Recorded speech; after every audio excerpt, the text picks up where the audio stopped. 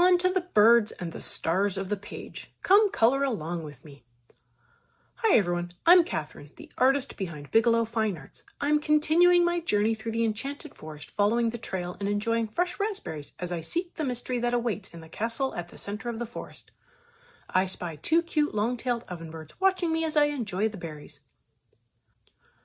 I have finally worked my way down the page to the oven birds. They are a dark gray with white underside bird, but I am going to add in some blue as well. I start with cold gray 3 and add in a base layer to the areas that I want to keep light. Now when I mention that I worked my way down this page, I literally mean down this page. I am trying to keep all of the color away from my hand as I'm coloring, so I'm not smearing color everywhere. Although I have smeared a little bit of color onto the page. Now, many of you are probably wondering what an oven bird is. Well, when I looked up pictures of birds with long tails, I found a bird that looked similar to the coloring book called a long-tailed tit. And I felt I might get reported on YouTube for that. So I looked up alternate names and found oven bird. Maybe YouTube wouldn't have cared, but better safe than missing a video in a series. If this is your first time here, welcome. Otherwise, welcome back. This video is part of a series.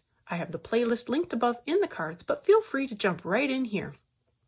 So grab your colors and come color these birds with me. If you like what you see, hit that subscribe button so you can catch the rest of the color along. My next layer is the cold gray 4, and I add in shadows to the light areas anywhere I see an overlap with another area, such as where the wings overlap with the belly and the tail, as well as the feathers on the wings overlapping with each other.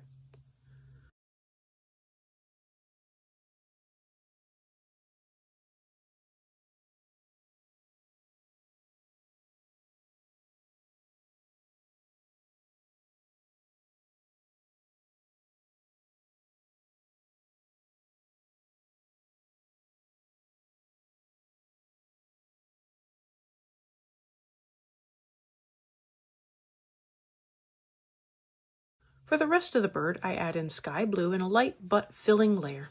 I probably should have started with the blue, but this still works.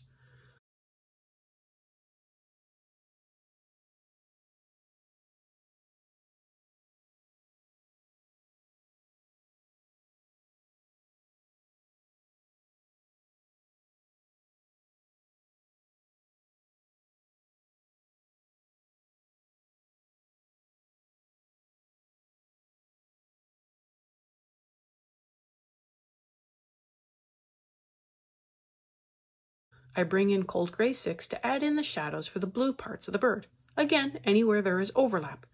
And I also touch up some of the shadows on the lighter areas. I fill in the beak, legs, and feet, as well as adding in a shadow to the tops of the legs.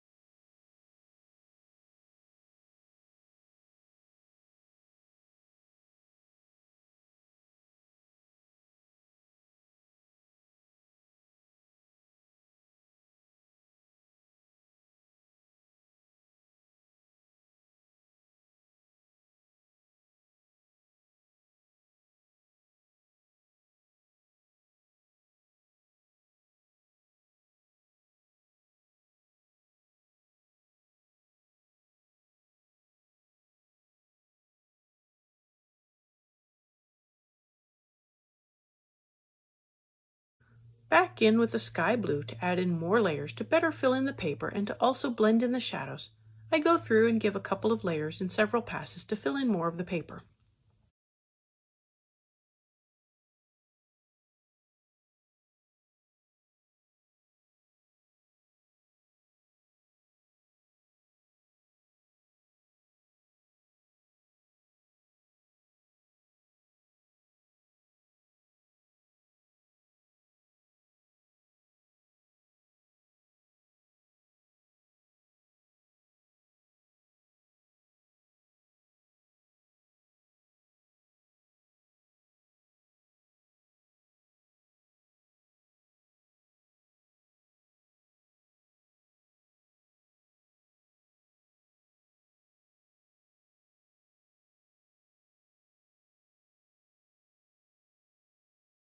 I blend in cold gray 3 on top of the blue to add in more of a gray element to the bird.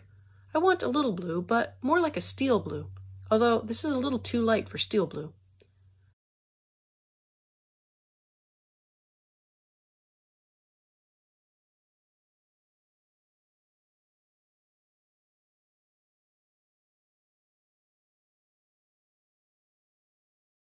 I bring in sepia to make the shadows even darker and to refine them even more.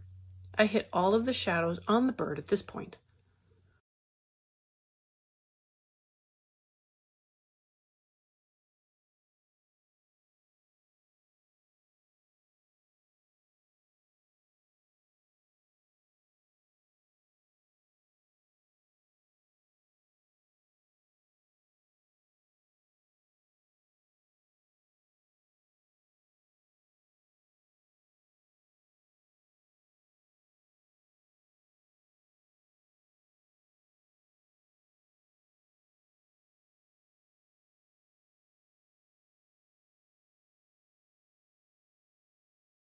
I want to blend the light areas more without darkening them too much, so I come in with cold gray 1 and blend in the shadows, as well as add more layers to fill in the paper more.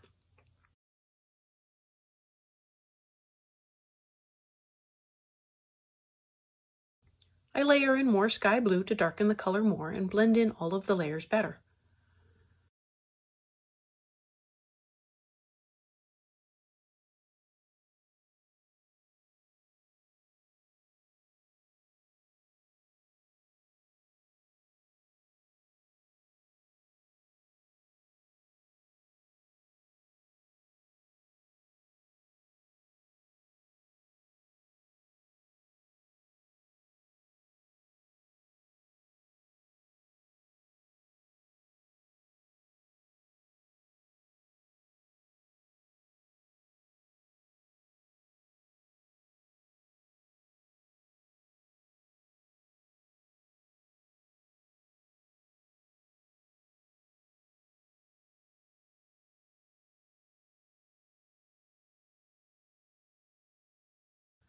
With black, I wanted to make the legs even darker, and of course I was too lazy to sharpen my new black pencil, so I grabbed the old one instead.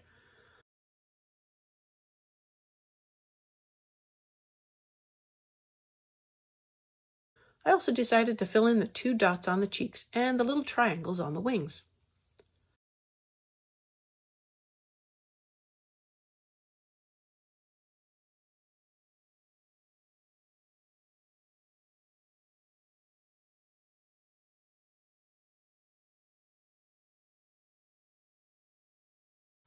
At this point, the bird is really close. I just want to go through and add in more layers to better fill in the paper and make the color richer.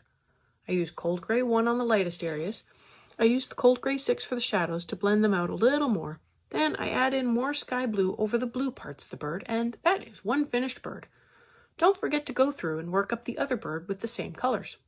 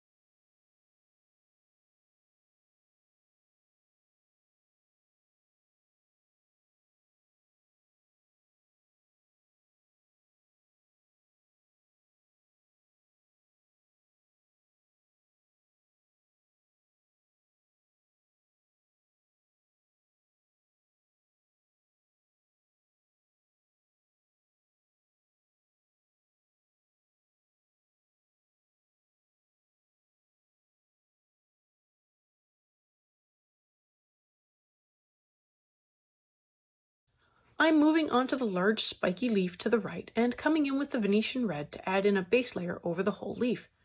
I decided I wanted to add something reddish, but not the same as the red leaves above.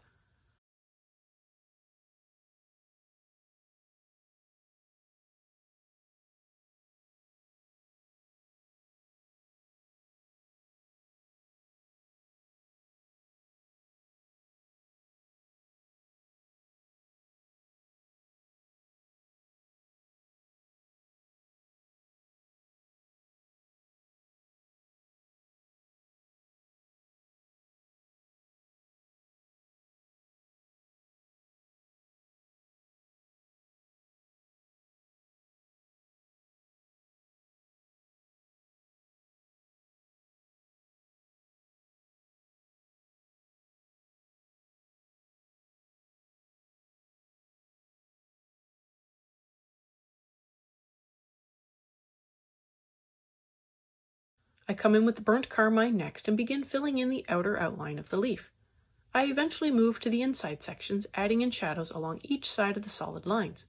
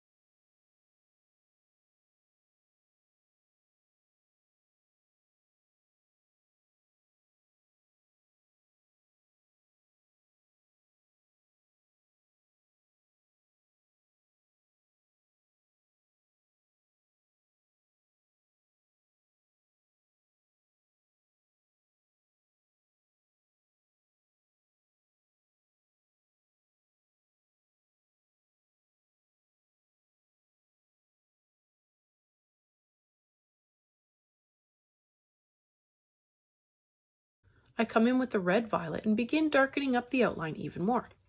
I go through on the inside and add in more layers to the light shadows I am blocking in along the solid lines.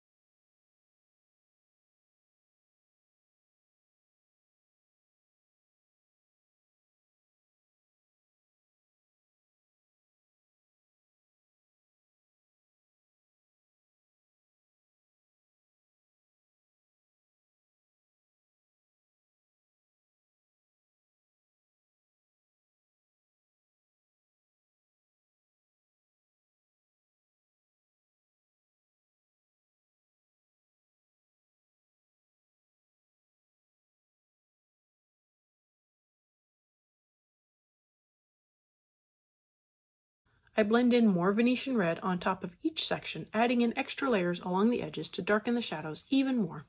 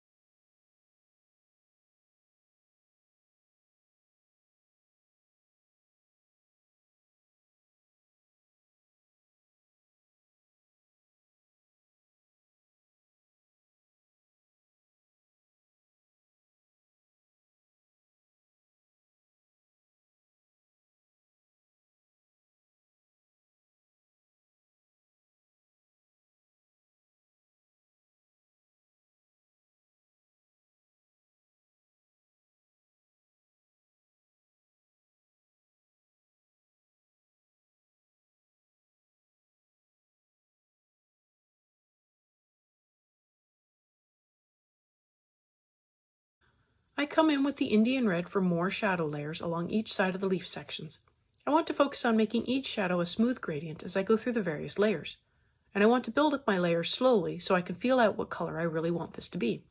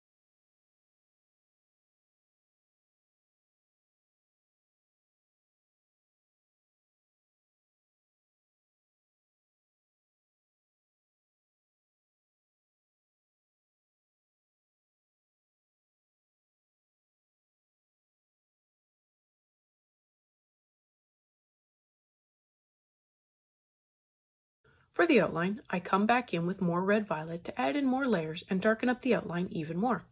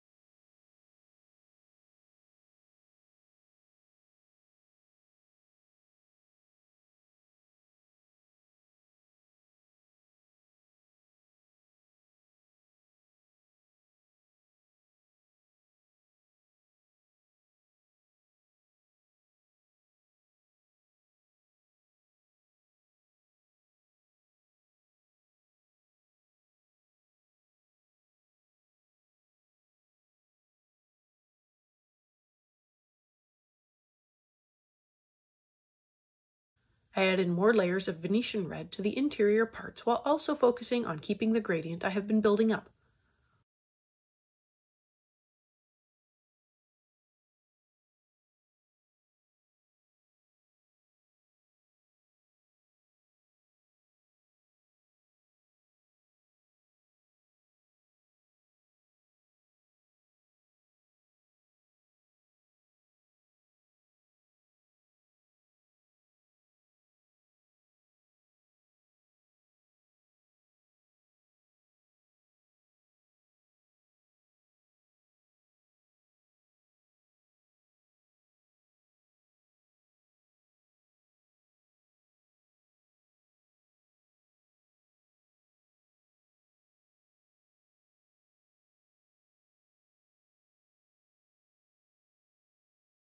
I forgot to add in some shading layers to the bottom left leaf, so I come in with burnt carmine, Venetian red, and Indian red to help catch up that leaf section with the rest.